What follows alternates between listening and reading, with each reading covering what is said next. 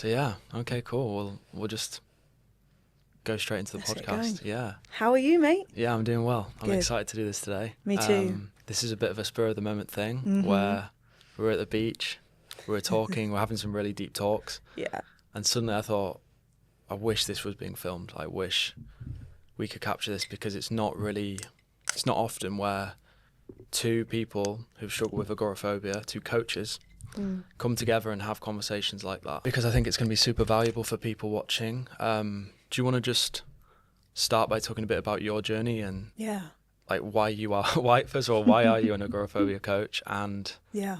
when did your journey start? My journey started with agoraphobia probably about 9 years ago now.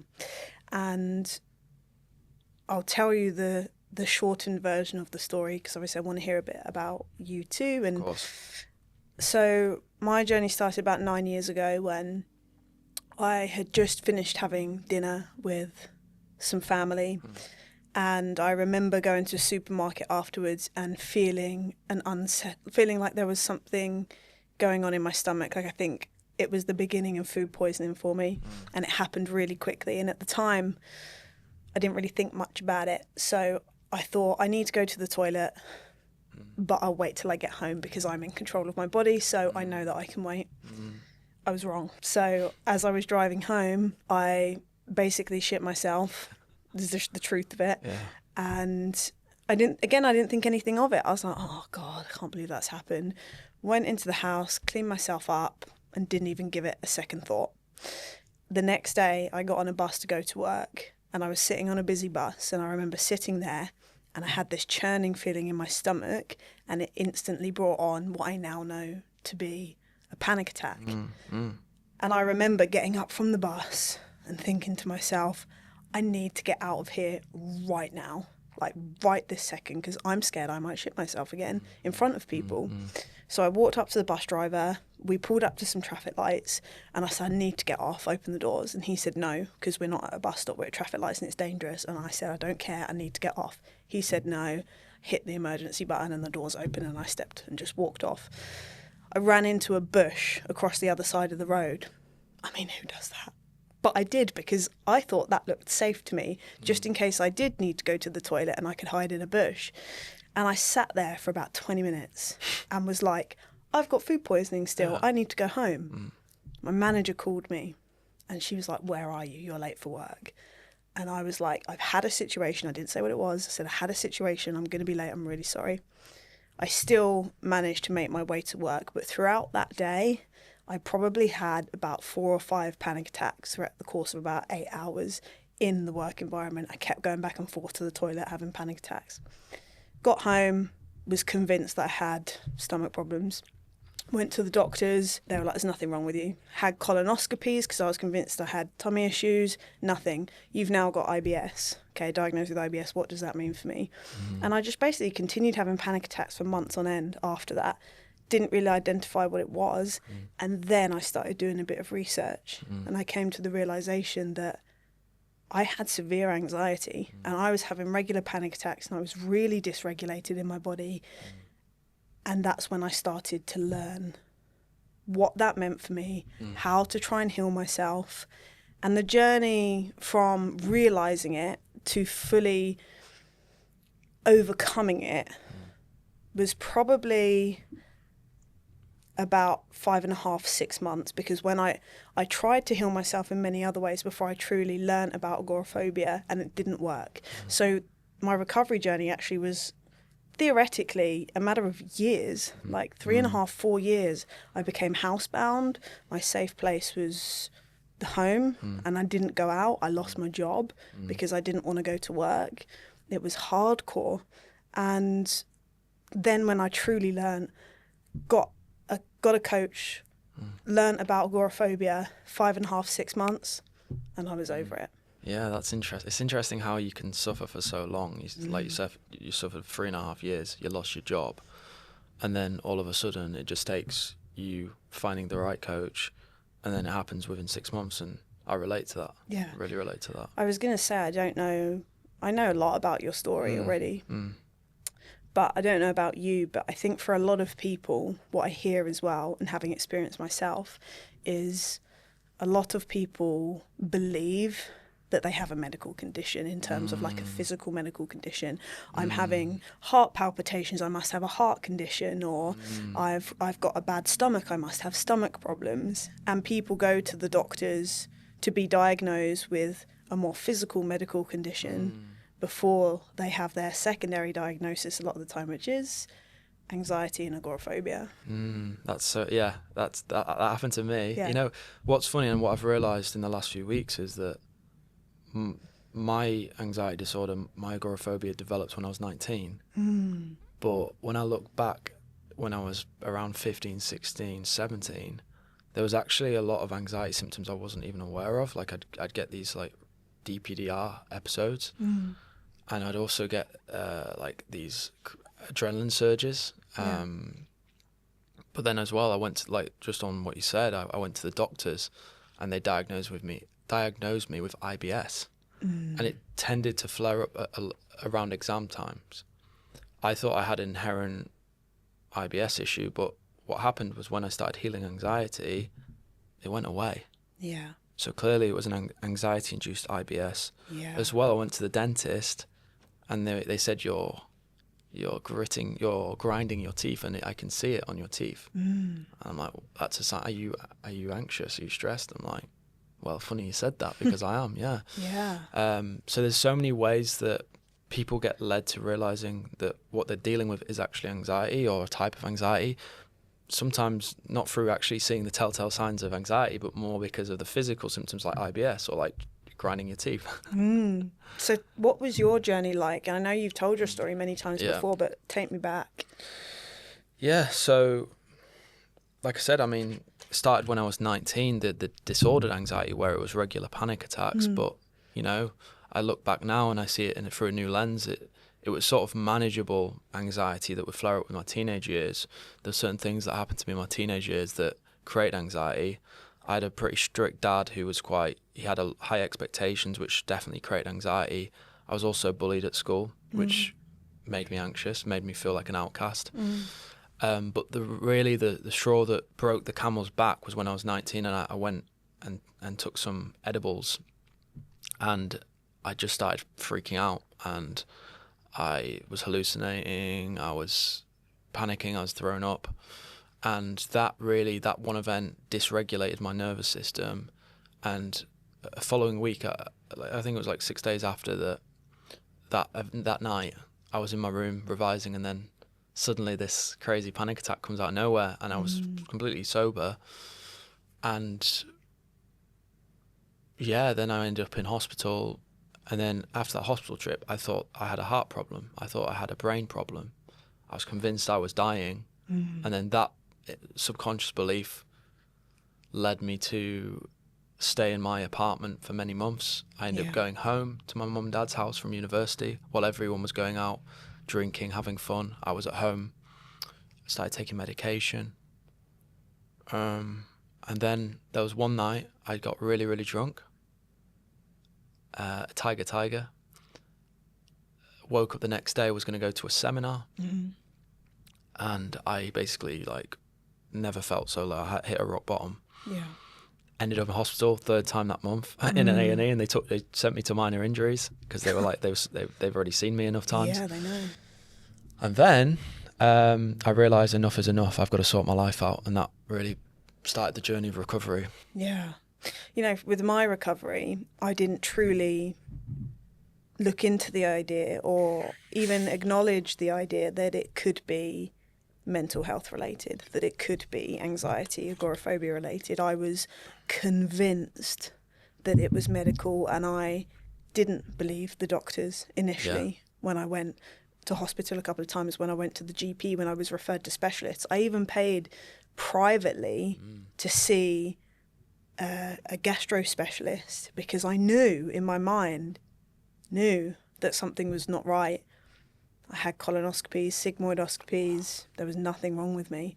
And before I had that experience of panic when I had food poisoning, I was a little bit different to you. I always identified as somebody that didn't experience mental health issues, that didn't suffer with any form of anxiety. I was a pretty fearless person. wasn't bullied in school, had a good upbringing. I mean, I definitely have my fair share of trauma from my childhood, but I would always have identified as a really confident person that didn't suffer with mental health until, and in fact, I didn't even understand it.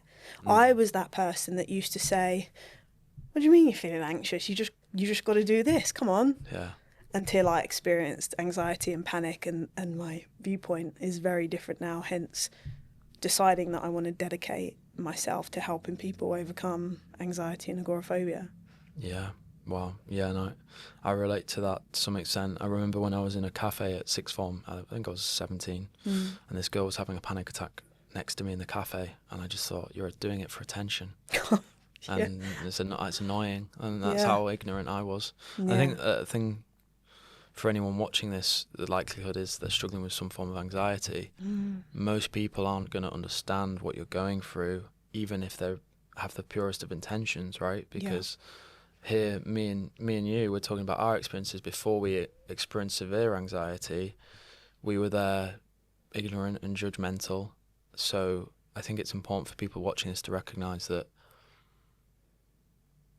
it's okay that people misunderstand you, and people don't always misunderstand you from a malicious place.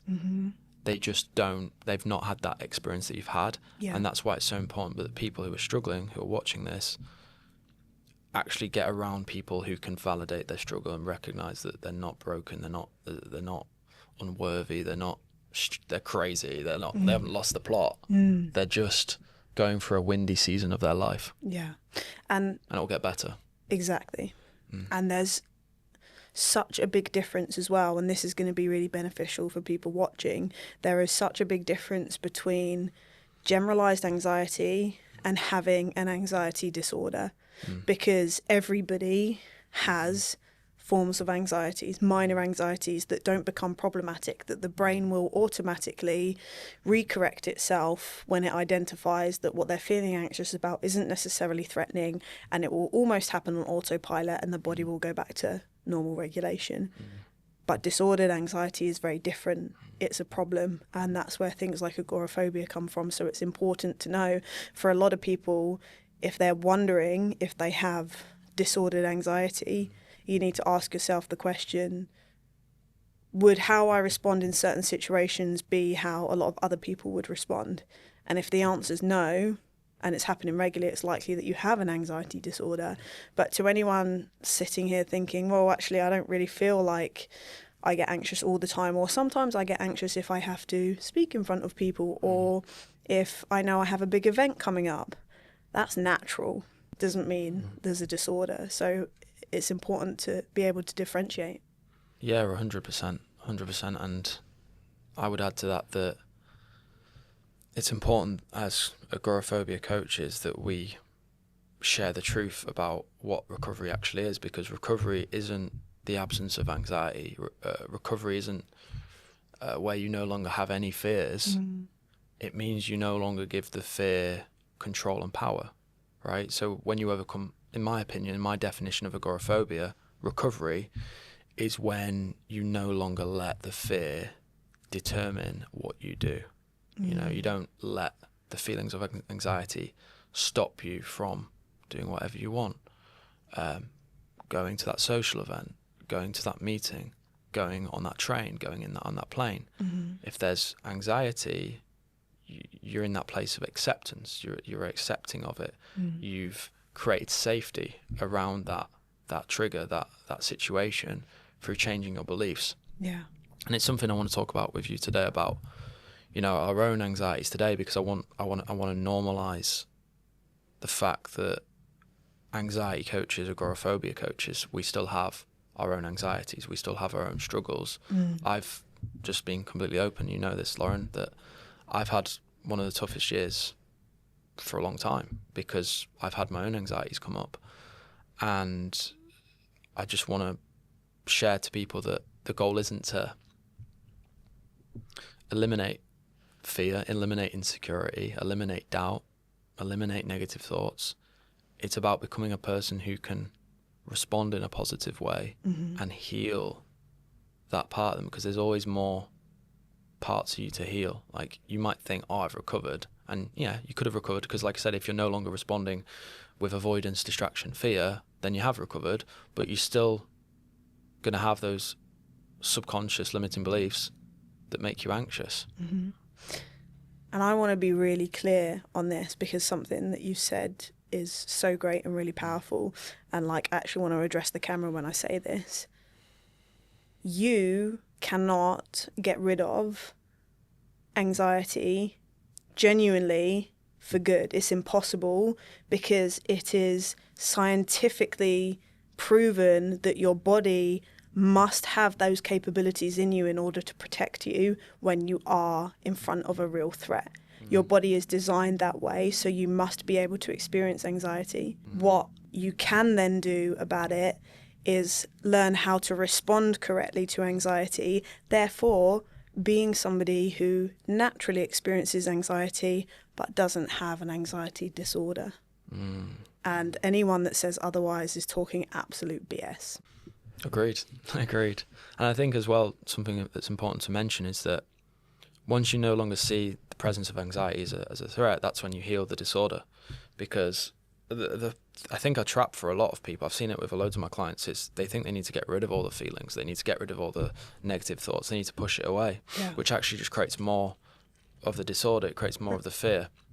Whereas the way you heal is actually by seeing what you're feeling as normal and like, okay, I'm feeling anxious right now. That's fine.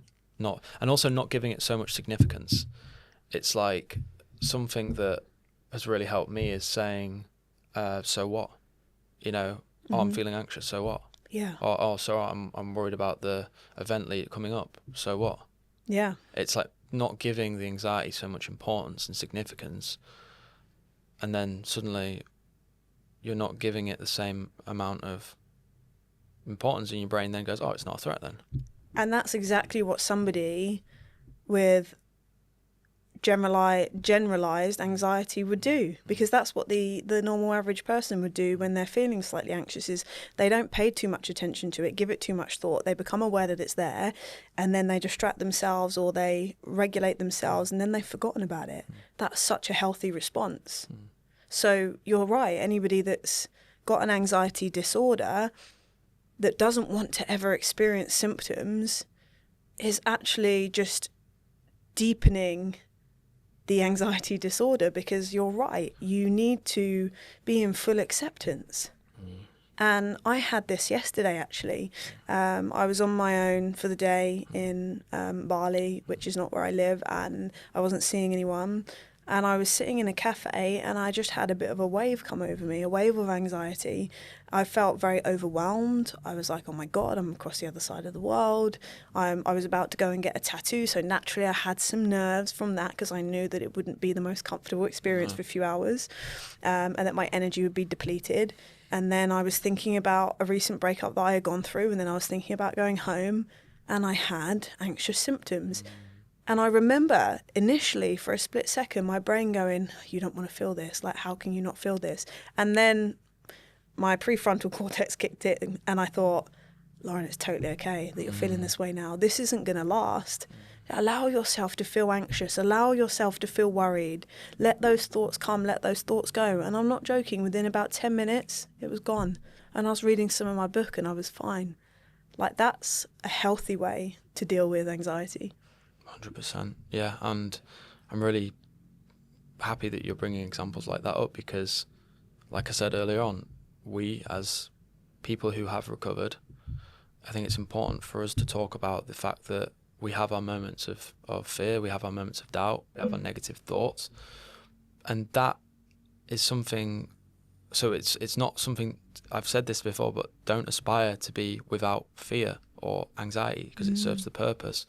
Learn to become the master of anxiety. Like you said, your rational brain kicked in and you were thinking, Lauren, it's okay to have these feelings. Like it's normal.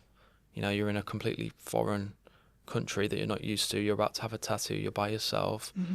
You've faced a lot of discomfort on this holiday. Man, you're doing a good job. And it's about bringing that acceptance and compassion when you're feeling that anxiety, but also not dwelling on it either. It's a dance. Yeah, I really believe when you're experiencing panic, anxiety, it's really a mastering a dance. It's like sometimes compassion is needed. Yeah. Sometimes acceptance is needed. Well, always acceptance is needed. Sometimes you need to challenge the voice. Like I name my anxious voice Arsehole Alan. And when Arsehole Alan comes up, which he's come up quite a lot the last few months, I just say to him, you're not dictating what's true for me. Yeah. You know, like when I've had doubts about my coaching, like, am I a good coach? Like, am I healed? All this stuff. Yeah. I just say, Alan, like, you don't get to call the shots. I call the shots. I've come a long way. I'm still healing. And I've helped 250 plus people, which is incredible considering I couldn't leave my apartment and I'm on the other side of the world. So that's the sort of dialogue that I personally use that really helps me. And I think for people who are like looking for one magic bullet of, oh, is it compassion? Because like this is something I see with loads of people. It's like they get really frustrated about, Magnus, you said that you need to be acceptance here, but now you're saying you need to challenge the thought, or now you're saying you need to regulate. It's not like a textbook thing where it's like you need to do this response then, this response then. You've just got to like feel it out. What tool, what mindset is going to be the most effective for that moment that you're in. Yeah. That's why it's so important to practice, because the more you practice, the more your prefrontal cortex is going to take over. Your rational brain is going to take over instead of your amygdala, your limbic system, your fearful part of your brain. Absolutely. I call it an alter ego. So my anxiety brain is called Lawrence because it's close to Lauren. And sorry to anyone that's called Lawrence, but I call it Lawrence because it's a guy name. It's a masculine name. It's a very old fashioned name. And sorry guys that are called Lawrence, but I think it's a bit like, Neh. And that's how I view my anxiety as well. And in response to what you just said about, you know, when is the right time to give compassion? When is the right time to challenge your alter ego, that anxious brain? And I actually think that you're right. It's not so much about having to divert to one or the other, but sometimes having a mixture or a combination of all of them at the same time. And so, like, as an example, Lawrence is here. Lawrence is telling me that I'm unsafe in Bali. Lawrence is telling me that I'm alone. Lawrence is telling me that I should be scared of being on my own. It's about saying and treating Lawrence like a child and saying, Lawrence, it's okay. Like, I'm here. I know you're scared. You're giving it that love, that compassion, and then going in for me with the challenge. But you're wrong. I'm completely safe here. I can prove to you that I'm safe here. There are people around me that are speaking English. I have a friend like you that I could literally contact and be like, I'm having a terrible time. Can I come round? Or someone is a second away on the phone if I need them. So challenging, providing compassion, they all, I think, should just come hand in hand. Yeah, 100%. How are you enjoying Bali anyway? I know you're going home today. You're literally getting a flight back to the UK tonight. Yeah. How have you enjoyed Bali so far? It's been the most incredible experience. I've been here once before and I had a really terrible time. I won't go into detail about that, but it didn't hinder my view of Bali because I knew what a special place Bali is. And when I've come back this time, I've been on a retreat. I've spent a lot of time with you. I have done things on my own, got myself outside of my comfort zone. I've met some incredible people here already, and I truly think this is just the beginning for me, with Bali being like a second home for me for sure. It's the most magical place. It's got, and you'll probably agree with this, it's got such a healing vibe about it. It really does. A very accepting vibe about it. There are loads of people out here trying to find themselves, work on themselves, create businesses for themselves, and it's a very growth-orientated environment. Whereas for me personally, back home, it's not. Just naturally, because of the economy, because of the people, because of the way in which they live. So, and the weather helps. The weather. The weather. God, the weather. Let's take someone right now who's dealing with housebound agoraphobia, or just very limited, a limited life because of agoraphobia or because of panic. What would be your number one piece of advice to them? The best piece of advice, just off the cuff, that I could give someone like that would be learn how to rewire your brain in terms of your belief system and what you feel about the idea of having agoraphobia, how you feel about the idea of experiencing panic and anxiety, because my brain works quite simply in a simple way. If you fear anxiety and panic and the symptoms, you're never going to recover. You need to rewire your brain and develop a mindset that becomes resilient to experiencing the symptoms. Because when you change your mind and you say, I don't want to experience this, to I want to actually encourage this because I'm not scared of this and I want those symptoms to be there, you find that it just dissipates the symptoms pretty much instantaneously. And then secondly, you have to do exposures, and regularly. You can't go out once a week and feel uncomfortable once a week and say you're on a recovery journey, because that's not recovery. That's just you choosing every now and then that you want to do an exposure. It needs to be relentless and it needs to be every day, accompanied with a few other things, but they would probably be the two main things that I would say people need to work on. What do you think? I think that was, I mean, I know that what you said there is life-changing gold. That's what I think. I couldn't have put it better myself, what you just said there. The only thing I can elaborate on is the beliefs part is the most important part of recovery. You know, I see a lot of people talk about different approaches. They talk about the body-based practices, somatic healing, but you can't, like, what is a headless chicken? If a chicken doesn't have a head, if a chicken doesn't have a brain, it's going to run and it's going to fall over, right, and die. Same with human beings. We are guided by our beliefs, our thoughts. That dictates our behaviour. Our behaviour dictates how we feel. So we've got to get our beliefs right first. And if you have agoraphobia, there's 100% chance that you have faulty beliefs. That is why you're currently resisting the feelings of anxiety. And the thing is, it could be just a simple belief like anxiety isn't safe to experience, panic isn't safe to experience, heart palpitation isn't safe to experience, discomfort in the form of anxiety isn't a safe experience. It could be something like that. Or there could be a more deep-rooted fear. For example, panic is humiliating.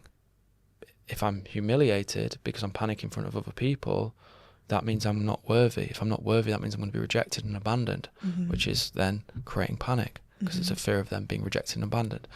Or if it's to do with health, if it's health-related agoraphobia, it's like these heart palpitations could genuinely lead to a heart attack, so I don't feel safe. And I've got to be near a hospital. That was what mine was like. I've got to be near my house just in case I need to just, someone needs to call the hospital or something like that. So there's tons of different beliefs. I don't even believe it's just, for most people, it's not just one, like anxiety isn't safe. There's a reason why anxiety isn't safe, because I might pass out, because I might freeze and I might not be able to get home. There's all these like sub-beliefs that branch off the core belief, anxiety isn't safe, and then you can like branch off them. And once you really break down those sub-beliefs and consciously reverse them, and how do you consciously reverse them? Well, number one, you start telling yourself that's bullshit. You challenge it and you go, no, I can't pass out from anxiety. It increases my blood pressure, increases my heart rate, which actually makes me less likely to pass out. And you really tell yourself a story. Then you act in alignment with that by going to places that trigger those feelings and thoughts, and you choose that new response. Oh no, I can't pass out from this. This can stay. I'm happy to feel anxious. Happy to be around other people when I'm anxious.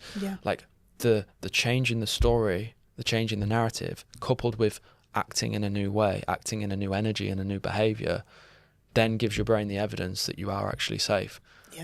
That's, I'll be honest, like, regulating your nervous system is an important aspect as well. But when it comes down to it, that's it. That's recovery. Yeah, exactly. And to experience anxiety and panic in its full form without trying to wish it away, to know that even through worrying that you're going to pass out, through worrying that you're going to be embarrassed, through worrying that you're going to have a heart attack, to on a logical level understand that those things simply are not going to happen as a result of anxiety and panic, and to force yourself to remain. That's how you create the belief system, because you prove to yourself in the moment that you're safe. Yes. I get it wholeheartedly. And you basically just described your problem initially years and years ago, and my problem years and years ago, because mine was the embarrassment factor. What if I do shit myself in front of other people? I'm embarrassed. People won't like me. There will be judgment. I'm not going to be able to get a partner. My family are going to cast me aside because they're going to think, oh my God, she can't even control her bowels. Like, that was the fear. So to know on a logical level that's unlikely to happen, but I had already provided enough evidence to my body that it wasn't safe, because I had begun to panic in the moments that I felt like I had a funny tummy. So every time that I went and did exposures that I didn't even realise was me doing exposures before I, fully understood what I had, I was going into uncomfortable situations. I was affirming the belief, this is embarrassing, you're not safe, everyone's going to laugh at you. And I was ingraining the anxiety even deeper. So when you're on the recovery journey, when you're doing exposures, if you still have that same belief, you're not going to heal. You have to challenge those beliefs and create new beliefs. And when you're in those anxious moments, you need to continue to ingrain the new beliefs and say those new beliefs over you time and time again. This is not a threat to me. I'm not about to have a heart attack. I will not be embarrassed. And that leads really nicely into us having a conversation the other day. And you said to me, Lauren, I think you should just go out into public and shit yourself. And I was like, maybe that would really help, because I would see that my what if fears wouldn't come true, because the reality of it is that nobody would probably care. And people would just continue. No one would probably even know that it's happened. And everyone would continue going about their day, and I would go back to the apartment and I would clean myself up and get changed, and that would be the end of it. When we boil it down to that, it's pretty simple, isn't it? Mm-hmm. You just have to get evidence that the belief that makes you feel anxious isn't actually true. Talk to me a bit about speaking your worry, your fear into existence, and what are the negatives of not speaking it into existence, and then how has it benefited you speaking it into existence? Can you explain what you mean? We had a conversation the other day where I told you, when I first started having my anxieties around my tummy, that what really helped me was to talk to people about it, to literally have conversations with people and say, hey, just FYI, I have this anxiety around my tummy. I'm a bit scared that I'm going to shit myself. It's unlikely to happen, but if I do feel anxious about it, this is why, and this is what you'll likely see from me. And for me, that really dissipated the fear that I couldn't let anybody know that I was experiencing this, because they would laugh at me. And then obviously we had a conversation together, and you had told me a similar story, but in your own way. Yeah, no, that's very helpful, and it's something that I'm doing a lot of at the moment. I told you about recently, in the last few months, maybe even the last 6 months, there were times like as I've increased my prices for my coaching program, and also I've had more demand, I've had more people join my program, there's been more of a, in my head at the time anyway, more of a perceived pressure, more people to serve, more stakes because people are paying me more. And as a result, this led to into more anxiety inside myself. Whereas before, when I started being an anxiety coach, I wasn't charging very much. In fact, I started for free. And there wasn't much pressure. I just rock up and, I just did my thing, and there wasn't much anxiety. And then until recently, because I've, got more clients, I've been obviously higher prices. It felt more of a pressure. So as a result, I started feeling more anxious on calls with clients at times and on consultation calls. And what I realised, and it took me a while to realise this, because sometimes when you're in the jar, you can't see the label. What I realised was I had a subconscious belief that as an anxiety coach, I can't experience anxiety, which is completely, it contradicts everything I speak about with clients, with online. But if you can't see it, you don't know it. And I realise it stems deeper than just being an anxiety coach. It's like, I believe as a man I can't show weakness. It's actually deeper than just my job title. It's from my childhood.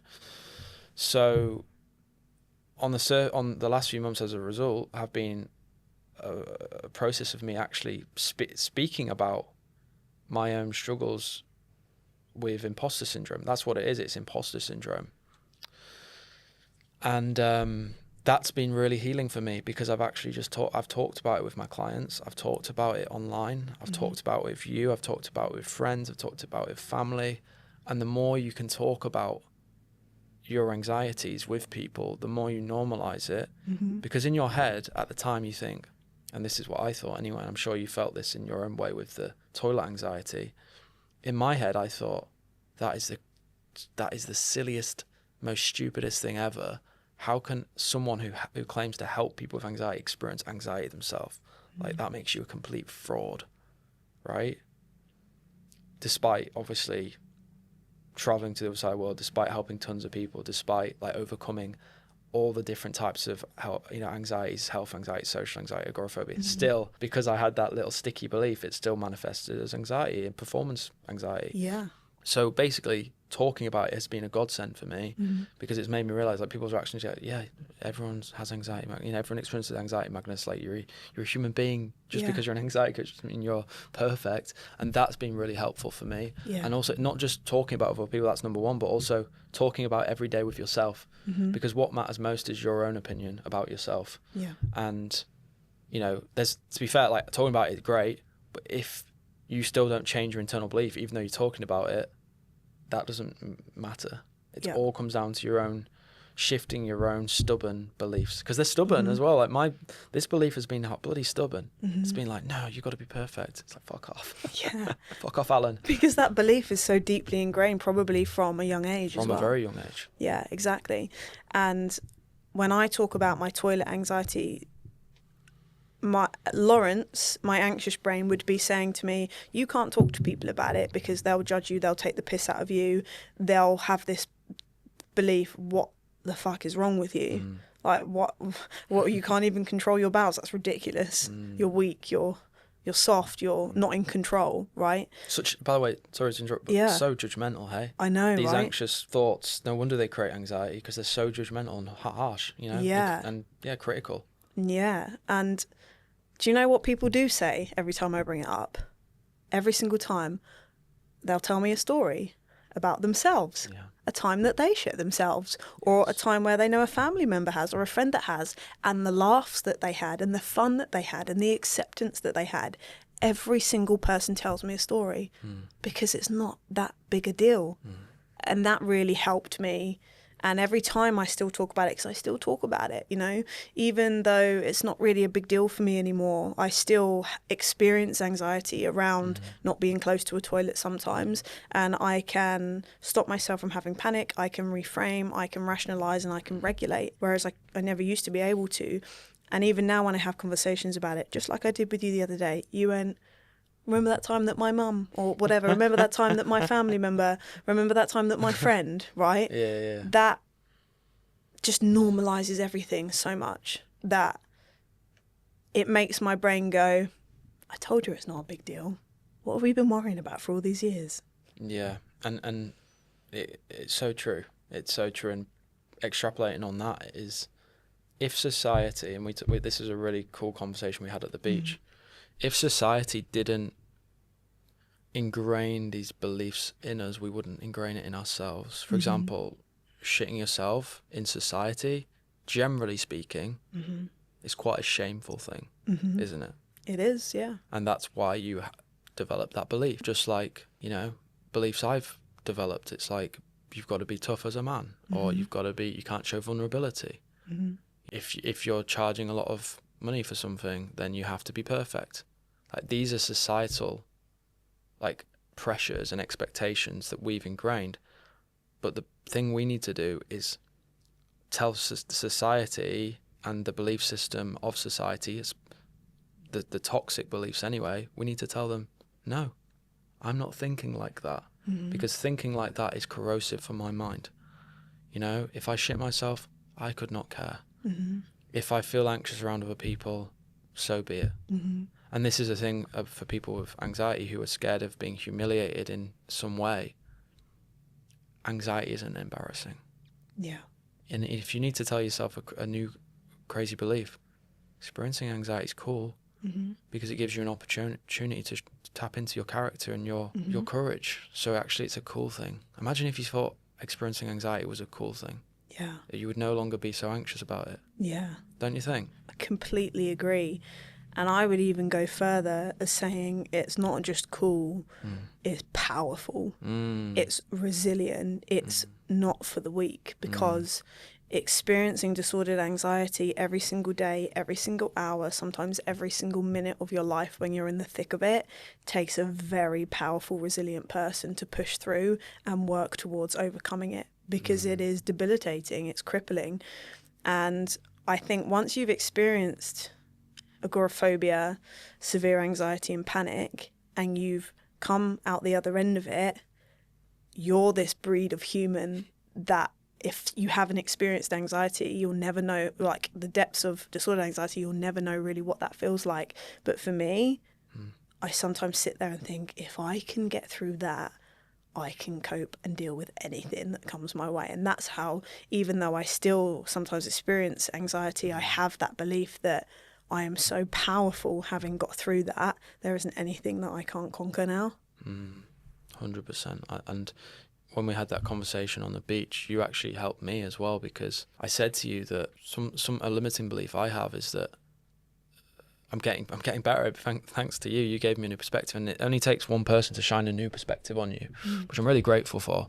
I said to you, sometimes when I'm meeting other entrepreneurs or other people in Bali, sometimes I'm a bit reluctant to tell them what I do for a living, and in the past I've purposely avoided the conversation. One, because some people don't. Why do people need an anxiety coach? It's just anxiety. Some people do genuinely don't understand it. Two, I had an underlying belief that you helped me realise the other day, which I believe that people are going to judge me as weak, because if I'm an anxiety coach, then I must have had my own shit in the past. And that's not true. And it makes me actually very powerful and strong that I'm not only overcome it, but I'm now helping other people overcome. That's a strong person. So I'm grateful for that perspective from you. That was really helpful. And like I said, I'm always shedding new layers, and this is why I say to people, don't resent anxiety, because it helps you shed new layers of limiting beliefs you didn't even know were there. Yeah. I've got a question that I think we should both answer. But my question is to you.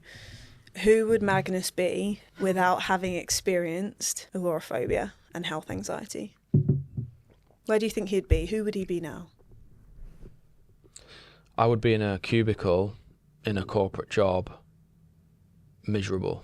And I'd be hanging out with mates that aren't good for me. And I would be drinking on the weekend. I'd like to think that I would have found another route to wisdom and freedom. But the way I was heading before the panic attack wasn't a smart route. It was drugs, it was alcohol, and it was toxic people who didn't even care about me, and it was a degree I didn't care about, and it was just meaninglessness. And anxiety actually gave me a purpose. It really did. And I'm not just saying that. This is no happy clappy stuff. This is the truth. Yeah. And doesn't that just smash the belief that experiencing anxiety is weak? It's not a strong thing to do, because truly without you having overcome that in itself is brave enough. Having overcome your disordered anxiety, that is massive. But let alone that, who you are is completely different as a result of you having overcome and experienced that. I agree. So let me ask you the same question. Who would you be if you never shit yourself on that first day and never developed agoraphobia? I would be somebody who would also be in the system, in a corporate job, in an office, answering to a boss. I would have played very small, very lightly, very small in my life, and I would probably be married by now, maybe with an animal and a house and a mortgage and loads of debt. And I would be staying in England, and I would have the same small, closed mind that I did back then. And a lot of fear probably still within me, not about anxiety, but about truly not becoming who I know I could have been. And that day where I had food poisoning, without me even knowing at the time, I was in the jar, I wasn't outside the jar, I couldn't see the label, like you say. I would not be the person that I am now. I would not be sitting here with you like I am in Bali, and I would not be doing what I'm doing, helping people. But more so importantly, I wouldn't have the belief that I have about myself now, and that belief is that I can handle anything that comes my way in life. Yeah, and you can. That's the truth. Like, that is powerful, right?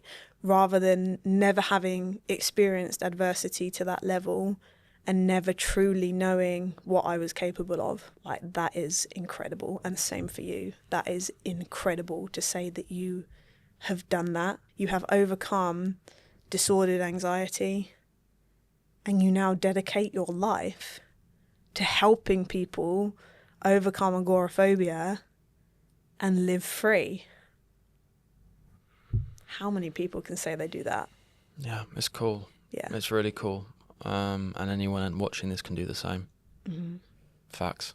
What I want to do is I want to say some sort of anxiety strategy that people utilize. It can be a good one, it can be a bad one, and I want you to give it a rating 1 to 10. Mm-hmm. 10 being like, you know, this is a great strategy, this is going to help you heal, Mm-hmm. or 1, it's not that effective. So Mm-hmm. I'm going to we'll do it in a quick fire way, just to give a number and then explain briefly why. Okay. Does that sound good? Yeah, that sounds good. Cool. Okay. So strategy number 1, medication. Medication, I would rate at a 4 out of 10. Mm. I know that it can serve a purpose. If people are really struggling, it can kind of numb the sensations of anxiety, but it is effectively a plaster, a band-aid. You're putting it over the problem and you're not addressing the problem, so therefore it will just mask things, and the moment that you stop taking it, the moment that problem fully resurfaces in its full form. So 4 out of 10 for that. Okay. You asked me one. Nervous system regulation.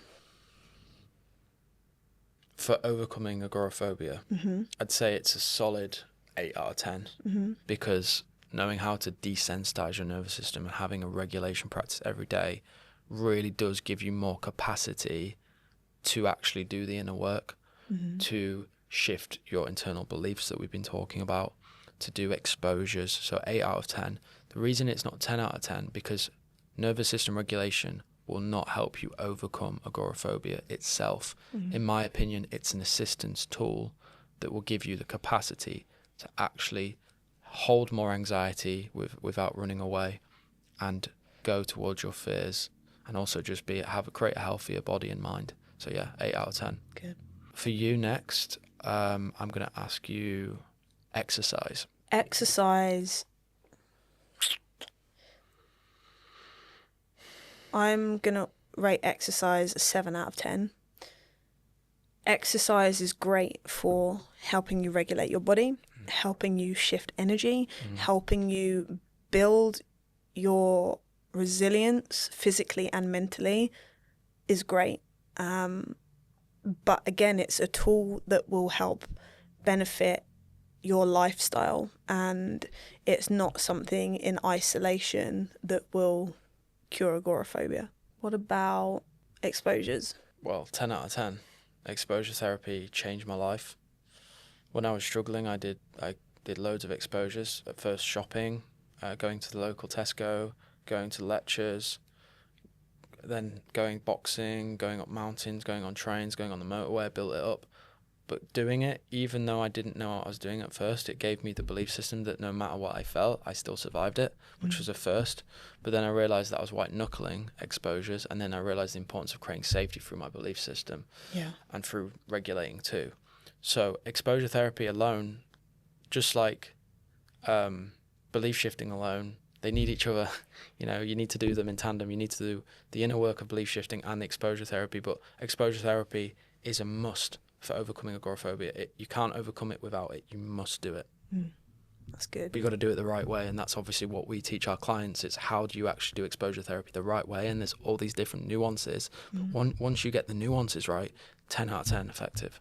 Okay, for you, belief shifting. Belief shifting is a full 10 out of 10 for the recovery of agoraphobia, because that's where it all stems from, your beliefs and what you believe you become. So if you can shift your beliefs and learn how to do that, and change your mindset from somebody who doesn't want to experience anxiety to somebody who believes that experiencing anxiety is good, or that they are capable of handling anxious symptoms, that's when agoraphobia will go, because that's when you take back power and you say to yourself, doesn't matter what happens, I can handle it. Yeah. And when you have that genuine belief, you can't experience agoraphobia within its own right, because you're not fearing anything. And if you're not fearing anything, agoraphobia doesn't exist. So a full 10 out of 10. Brilliant. I think they're the main ones that, Yeah. that I wanted to cover. I want to ask you a question. Sure.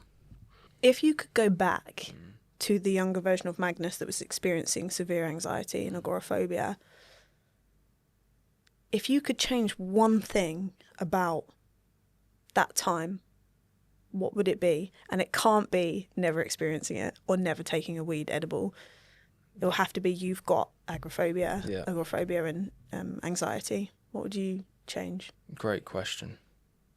What I would change is putting so much pressure on myself, because I thought pressure was a positive thing, but it wasn't. It was me. It was actually part of the wound. It was part of my past trauma. I thought, okay, if I push myself hard to do all these exposures with agoraphobia, then that would be the cure in itself. And yes, it did help.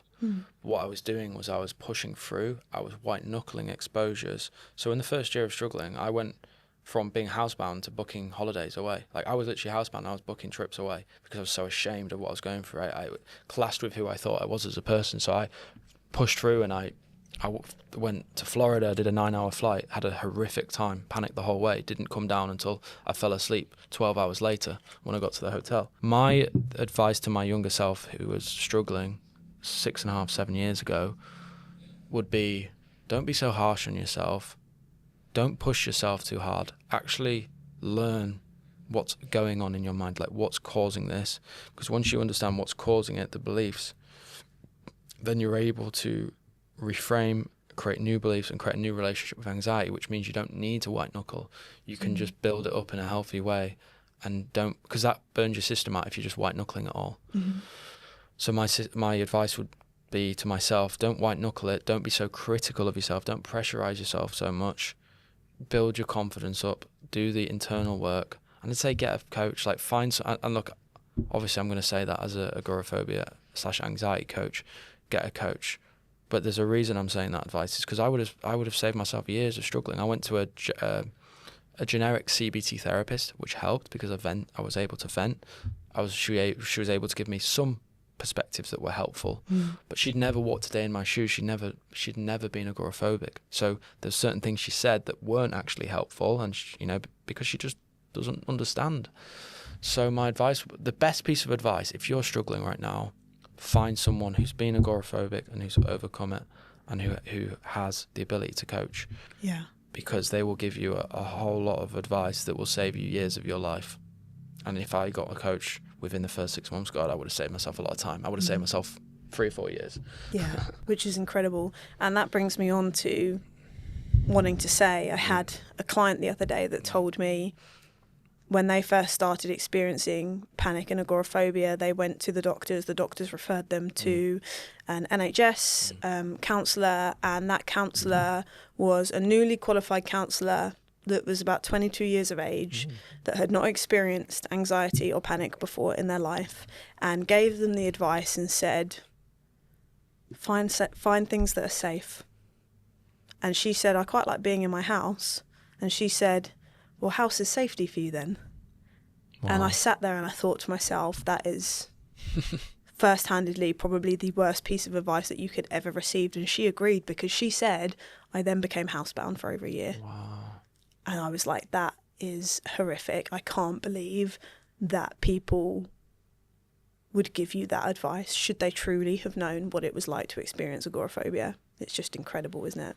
Wow, that is the worst advice I've ever heard, because you're just giving them permission to stay stuck. Find safety. Find safety. No, you've got to create safety within yourself. Yeah. And that's something that we can touch on now. I know we've got a few minutes. A lot of people say, go to the GP, go to a therapist. Would you add any caveats to that?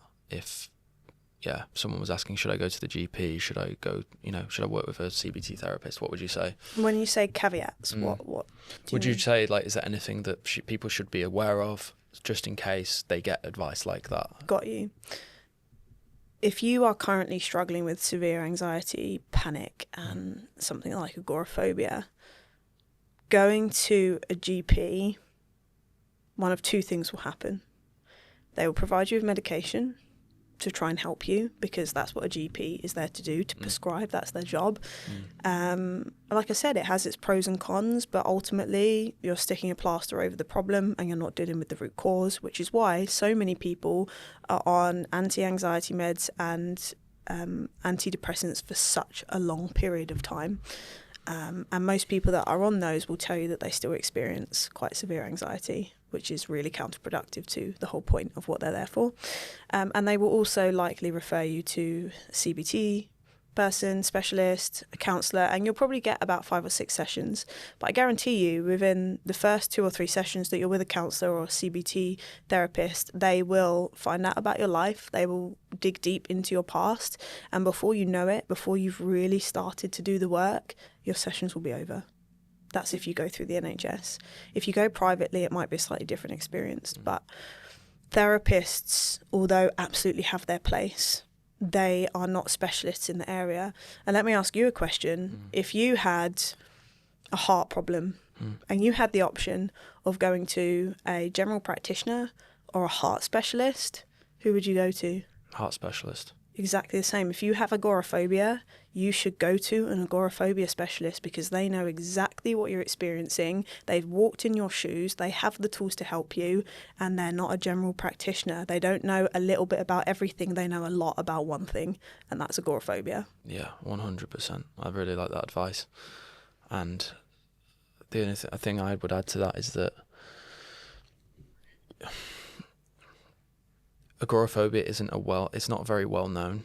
It's GPs, a lot of them won't be aware of what it is, and you should make sure that you're educating yourself if you're not in the position to work with a specialist who helps people with agoraphobia specifically.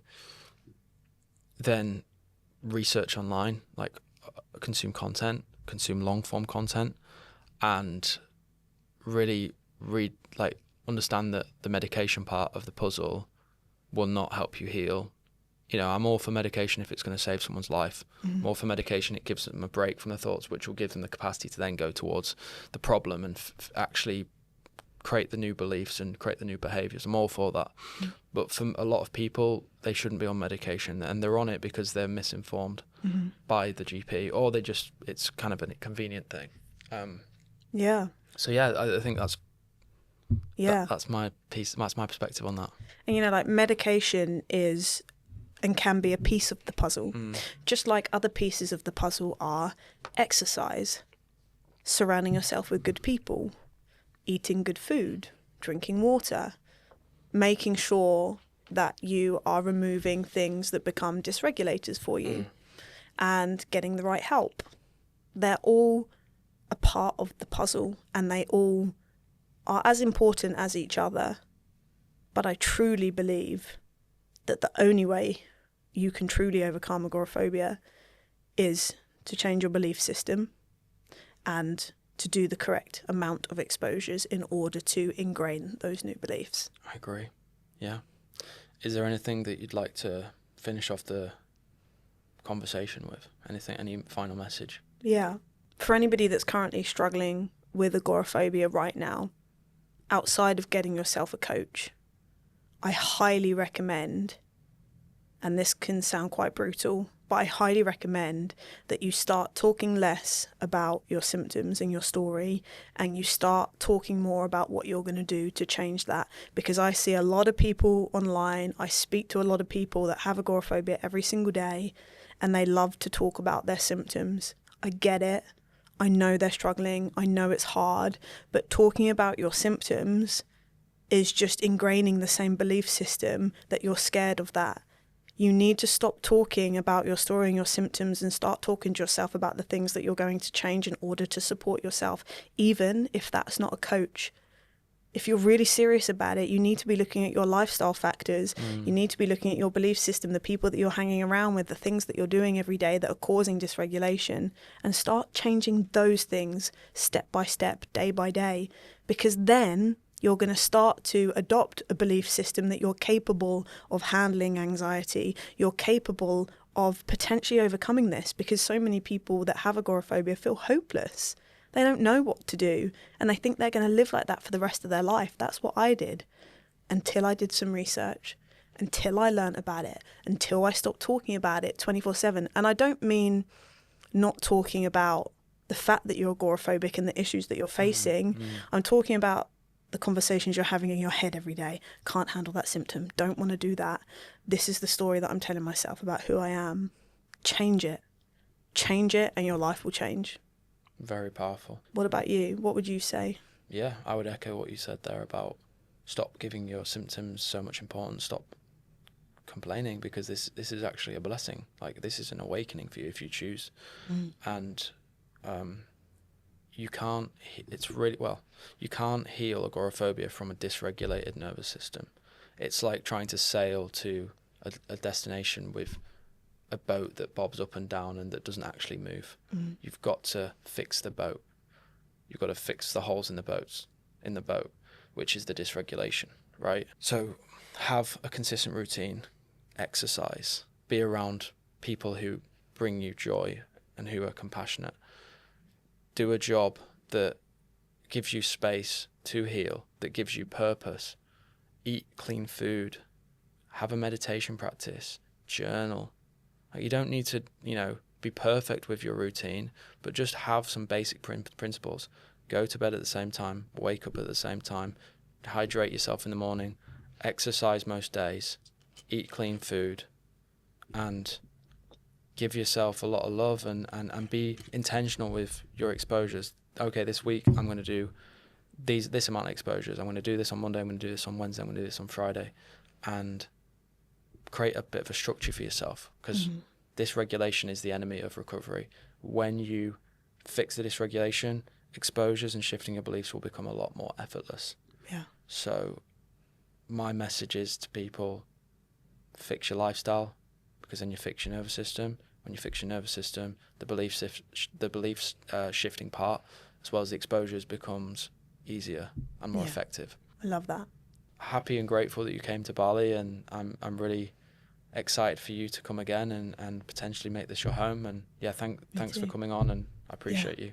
I love you so much. I love you too. Yes, mate, we smashed that.